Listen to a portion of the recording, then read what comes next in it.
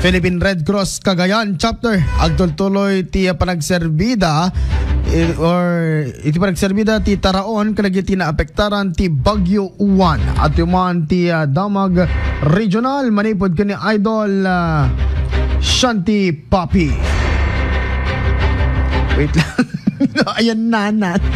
Adi dyan. Anandeta, nabay kami nga jak nag-angkore. Advan, Idol Shanti. IFM News. IFM News. Regional.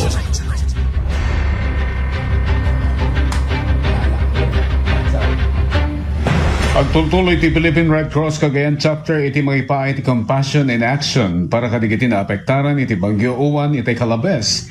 Itay laing Calabes digiti timulong ken nagboluntaryo nga nagpatakder ken nangitugot iti food truck a Hot Meals on Wheels ken first aid station iti Barangquag Tuaw Cagayan.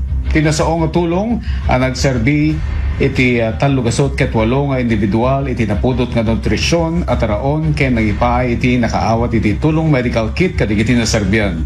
Gapo ket detoy apanggep sigurado ang maawat dagiti apektado a komunidad saan laing ti taraon no di ket ti ayat ken talged iti tiyempo iti parikot.